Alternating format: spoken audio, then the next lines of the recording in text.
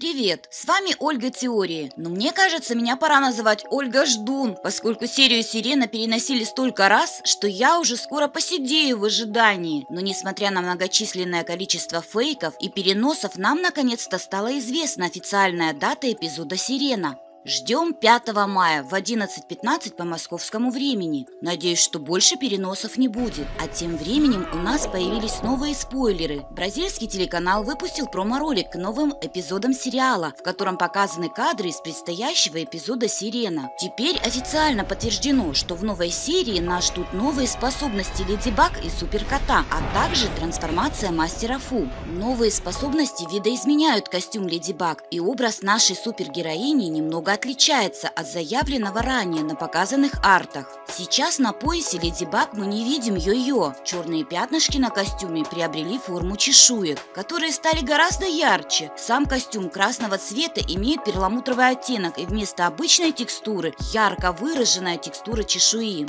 В трейлере нам показывают трансформацию Мастера Фу на бирюзовом фоне, что соответствует цвету его костюма черепахи. Вокруг мастера мы видим символы панциря, которые его окружают во время трансформации. Символ панциря черепахи стилизован под цветок.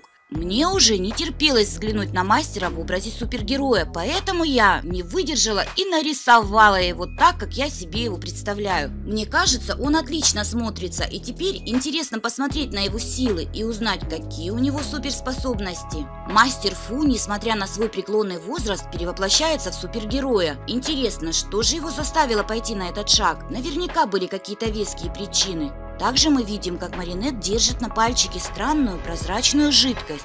Я почему-то подумала, что это слезинка, но рядом находится Мастер Фу и Квами, Тики и Вайс. Думаю, это волшебное зелье. Может, ради этого волшебного вещества Мастер Фу перевоплощался? Чтобы прочесть заклинание? По какой-то причине Маринет и Мастер находятся не дома у мастера, как обычно. Возможно, к этому времени весь Париж уже под водой, и им пришлось забраться на самое высокое здание, на крышу, чтобы пробудить новые способности у Квами, а затем уже у супергероев. С пальца Маринет капает вещество в зеленую субстанцию, находящуюся в котле, после чего происходит бешеный взрыв, прорывается волшебный фонтан. Судя по испуганным лицам Маринет и Мастера, они сами такого вау-эффекта не ожидали. Город все-таки утонет, и все погрузится под воду. Вода движется с бешеной скоростью так, что переворачивает машины на своем пути. В этой водной стихии плывет Леди Баг на помощь Парижу и его горожанам. За Леди Баг гонится Сирена, и еще чуть-чуть, и она ее настигнет. Кот Нуар также показывает чудеса подводного плавания. Нет сомнений, что все это происходит из-за разбитого сердца пловчихи Ондин. Нам показывают, что именно в бассейне она превратилась в Сирену. Ее лицо грустное, и глаза полны боли и слез. Сам персонаж Сирены очень интересный. Она, с одной стороны, похожа на обычную русалку, а с другой, наличие у нее рожек и красный цвет кожи говорит о демоническом начале. Русалка-демон, два в одном. Хеллбой-русалка, одним словом. Возможно, это будет самый сильный антагонист в этом сезоне. Но как бы ни была сильна Сирена, Леди Баг и Кот Нуар в этой битве одержат верх, и по традиции они стукаются кулачками. Серия обещает быть очень красочной и насыщенной. Нам остается набраться терпения и еще немного подождать.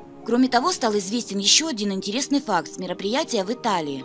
Самые любопытные фанаты смогли вытянуть из Томы кое-что любопытное. Если вы думаете, что к Ватагами подарок Тики на день рождения Маринет эпизод Бифана больше не появится в шоу, подумайте еще раз. Видимо, эта маленькая вещица будет иметь важное значение в шоу и в какой-то момент вернется, чтобы исполнить свою роль, сообщает международный твиттер-аккаунт мультсериала. Я сама уже долго думала о возможностях этого волшебного талисмана. Я думаю, Плаг и остальные Квами также одарят своих владельцев этими сказками, вещицами. И мне очень интересно взаимодействие этих кватагами между собой. Я представляла, что они могут объединяться, притягиваться друг к другу и открывать новые силы и способности. Может быть, кватагами могут быть только у основных героев, и их могут создавать не все Квами. Сами создатели Аквами тоже кое-что рассказали. Камни чудес лисы, черепахи, пчелы представляют собой абстрактные понятия, такие как математика, философия, в общем, наука. А идея Аквами по китайскому зодиаку была воплощена с целью сделать восточную культуру известной во всем мире. С новыми Квами мы сможем познакомиться в следующих сезонах, и мне бы очень хотелось узнать от вас, кто по-вашему достоин иметь Квами и кому они больше подходят по характеру. Я жду ваши идеи в комментариях.